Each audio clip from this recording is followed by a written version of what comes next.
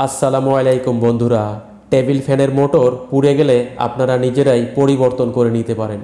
আমার এই মোটরটি পুড়ে গেছে, যা আমি মার্কেট হতে ৬০০ টাকা দিয়ে নিয়ে আসছি। তো অবশ্যই মডেল মিলিয়ে নিয়ে আসতে হবে। তো আমার এই মোটরটি কাস্টিং বডির এবং টিনের বডির মোটর কিনতে পাওয়া যায়। তো যে ধরনের মডেল থাকবে আপনারা ওই মডেলের মোটর মার্কেট হতে নিয়ে আসবেন। তো মার্কেটে এ ধরনের মোটর অ্যাভেলেবেল কিনতে পাওয়া যায়। ইলেকট্রিক স্পেয়ার পার্টস বিক্রি করা হয়, মোটর অথবা এসি ফ্রিজের যে পার্টস বিক্রি করা হয় ওই সমস্ত দোকানে আপনারা খোঁজ নিতে পারেন, পেয়ে যাবেন। তো মোটর আমি চেক করছি, কালোটি হচ্ছে কমন এবং অন্যান্য যে 3টি কালার রয়েছে তা এক একটি স্পিডের দিয়ে থাকবে, এজন্য কালোটি সবসময় কমন থাকবে। তো দেখেন আমি মোটরটি পরীক্ষা করেছি, মোটর ভালো রয়েছে এবং বডির সাথে ফিটিং করার জন্য যেভাবে আমি খুলবো ঠিক ওই একইভাবে আমি ফিটিং করব। তো মোটর কিভাবে খুলতে হয় এই ভিডিওটি আমি আপনাদের সাথে শেয়ার করছি না, তাহলে ভিডিও অনেক বড় হয়ে যাবে, এবং কিভাবে ফিটিং করতে হয় সেটা আমি আপনাদের দেখিয়ে দিচ্ছি। তো এইভাবে মোটর ফিটিং করা থাকে, একটি স্ক্রু দিয়ে মোটরের যে স্ট্যান্ড রয়েছে তা আটকানো থাকে, এবং মুভিংয়ের জন্য এইখানে যে মুভিং গিয়ার রয়েছে তার নিচে স্ক্রু দিয়ে আটকানো থাকে বডির সাথে, তাও আমি ফিটিং করে দিচ্ছি। এবং প্রত্যেকটা স্টেপ বাই স্টেপ পাখা কিভাবে ফিটিং করতে হয় তাও আমি দেখিয়ে দেব। তো দেখেন এই যে ক্যাবেলটি রয়েছে, আমি পুরাতন ক্যাবেলটি বের করে নিচ্ছি। এবং এই যে ফ্যানের বডি রয়েছে এটা উঁচু করা যায়, এ কারণে এর ক্যাবেলটি বড় রাখতে হবে। তো দেখেন আমি ক্যাবেলটি এর যে ঘাড় রয়েছে তার ভিতর থেকে ঢুকিয়ে দিয়েছি, এবং যে বেজ রয়েছে বা তলা আমি খুলে নিচ্ছি। এবং যে ক্যাবেলটি আমি ঢুকিয়ে নেব তা সুইচের সহিত অ্যাডজাস্ট করে দেব। ঝালাই করে নিতে পারলে ভালো হয়, তাহলে লুজ কন্টাক্ট হয় না। তো এখানে আমার ক্যাবেলটি একটু বড় রাখতে হবে, কারণ এই যে স্ট্যান্ড রয়েছে স্ট্যান্ডটি উঁচু করা যায়। তো উঁচু করতে হলে এই যে উঁচু করা যায়, উঁচু করতে হলে ক্যাবেল বড় রাখতে হবে, নয়তো টানে ছিঁড়ে যাবে। তো পুরাতন ক্যাবেলটি আমি বের করে নিচ্ছি এবং নতুন ক্যাবেলটি আমি এইভাবে ঢুকিয়ে নেব। তো পুরাতন ক্যাবেলের সহিত নতুন ক্যাবেল টেপ দিয়ে পেঁচিয়ে আপনি টেনে বের করতে পারেন। তো আমি এইভাবে আস্তে আস্তে ঢুকিয়ে নিচ্ছি, যে যেভাবে ঢুকাতে পারে আর কি সেইভাবে সুন্দরভাবে ক্যাবেলটি পরিয়ে নিতে হবে, এবং এই পাশ থেকে বের করে ভিতর সাইড থেকে সুইচের সহিত ফিটিং করে দিতে হবে। তো এই ধরনের সুইচ মার্কেটে কিনতে পাওয়া যায়। যদি নষ্ট হয়ে যায় বা লুজ কন্ট্যাক্ট হয়, অনেক সময় সুইচ কাজ করে না, একটি দুটি কাজ করে, বা দুটি কাজ করে না একটি কাজ করে, তখন আপনি সুইচ পরিবর্তন করে নিতে পারেন। তো সুইচ পরিবর্তনের একটি ভিডিও আমার চ্যানেলে রয়েছে, পূর্বের একটি ভিডিও, যা আমি ডেসক্রিপশন বক্স এবং এন্ড স্ক্রিনে দিয়ে রাখবো, আপনারা দেখে নেবেন। তো দেখেন এই যে ক্যাবেলগুলি আমি কালার মিলিয়ে অ্যাডজাস্ট করে আমি জয়েন করে দিচ্ছি টেপিং করে, যেহেতু আমার একটু ক্যাবেল বড় রাখতে হবে, যেহেতু স্ট্যান্ড বড় করা যায়, সেহেতু আমি ক্যাবেল বড় রাখবো, এর জন্য আমি জয়েন করে নিচ্ছি। এবং পূর্বের যে পুরাতন ক্যাবেলটি আমি ঝালাই করে নেব, এখানে কন্ট্যাক্ট লুজ রয়েছে, তো তাতাল ব্যবহার করে ঝালাই করতে হবে, এটা আপনারা অবশ্যই পারবেন।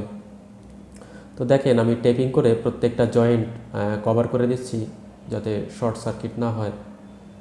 এবং সুইচের সহিত যে এই যে সুইচ রয়েছে, সুইচের সহিত যে ক্যাবেলগুলো জয়েন করা রয়েছে তা অত্যন্ত নাজুক অবস্থায় রয়েছে, আমি একটু তাতাল দিয়ে ঝালাই করে নেব।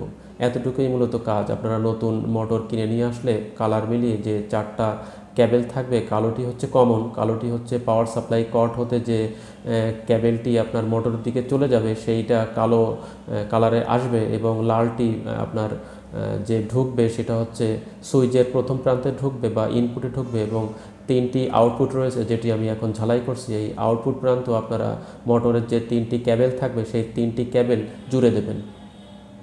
তো এইভাবেই মূলত কানেকশন করা থাকে এই মডেলের যে টেবিল ফ্যান রয়েছে তার সঙ্গে।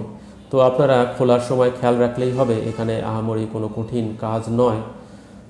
তো দেখেন আমি ঝালাই করে নিয়েছি, এবং মোটরের সহিত যে খাঁচা রয়েছে এবং পাখা রয়েছে তা ফিটিং করব। তো দেখেন আমি যে খাঁচা ফিটিং করার আগে যে প্লাস্টিকের যে কভার রয়েছে তা মোটরের সহিত স্ক্রু দিয়ে আটকিয়ে নিচ্ছি। এর সহিত মূলত ব্যাক কভার ফিটিং হবে, মোটরের যে ব্যাক কভার রয়েছে এই কভারের সহিত ফিটিং করা হবে। তো যে পিছনের যে খাঁচা তা আমি এই যে নেট অ্যাডজাস্ট করে নিচ্ছি, এই যে 2টি দণ্ড এখানে যুক্ত করা থাকবে বা ঢুকে থাকবে, এবং জামনাট দিয়ে আমি আটকিয়ে নিচ্ছি। জামনাট যেদিকেই টাইট হওয়ার কথা ওই দিকেই টাইট হবে, শুধুমাত্র পাখার সাথে যে নাট যুক্ত হবে সেটা উল্টা দিকে টাইট হবে, রিভার্স থ্রেড। পাখা সঠিক দিকে ঘুরলে এই নাট টাইট হয়ে যাবে, জাম হয়ে যাবে। এবং সামনের যে খাঁচা রয়েছে বা নেট রয়েছে তাও আমি ফিটিং করে দিচ্ছি, খুব সহজেই ফিটিং করতে পারবেন। অনেকগুলো খাঁচার সাথে স্ক্রু থাকে, স্ক্রু লুজ দিতে হয় এবং আটকানোর সময় টাইট করতে হয়। তো আমি ফ্যান চালিয়ে পরীক্ষা করছি, ফ্যান চলছে, টেবিল ফ্যান। এবং আমি পিছনের যে মোটরের কভার তাও ফিটিং করব এবং ফ্যানের বডির নিচে যে কভার রয়েছে তাও আমি টাইট করে আটকিয়ে দিচ্ছি পায়ার সহিত। প্রত্যেকটা স্টেপ বাই স্টেপ খোলার জন্য একইভাবে খুলতে হয়। তো মোটর পুড়ে গেলে আপনারা দেখলেই বুঝতে পারবেন, অথবা যদি মোটর দুর্বল হয়ে যায় তাও পরিবর্তন করার প্রয়োজন হয়। অনেক সময় ক্যাপাসিটার পরিবর্তন করতে হয়। দেখেন এই যে 1.5 ক্যাপাসিটার রয়েছে, যেহেতু নতুন ক্যাপাসিটার, যদি ক্যাপাসিটার দুর্বল হয়ে যায় তাহলে ফ্যানের স্পিড কমে যায়। আপনারা 1.5 বা 2.5 যাই থাক, 1.8ও পাওয়া যায়। তো যে মানের ক্যাপাসিটার থাকবে ঠিক ওই একই মানের ক্যাপাসিটার আপনারা ফিটিং করে ফ্যানের স্পিড বাড়িয়ে নিতে পারেন। তো কোনো অবস্থাতেই যে ক্যাপাসিটার থাকবে, যে মাইক্রোফ্যারাডের ক্যাপাসিটার থাকবে তার থেকে বেশি মানের মাইক্রোফ্যারাড আপনারা দিতে যাবেন না, তাহলে ফ্যান পুড়ে যাবে। তো আমি আরেকবার পরীক্ষা করব। সম্পূর্ণ ফিটিং করার সাথে সাথে আমি কাজটি শেষ করেছি এবং মুভিংও হচ্ছে, ফ্যান মুভিং হচ্ছে। তো এরই সাথে সাথে আজকে এখানেই বিদায় নিচ্ছি। সকলে ভালো থাকবেন। আসসালামু আলাইকুম।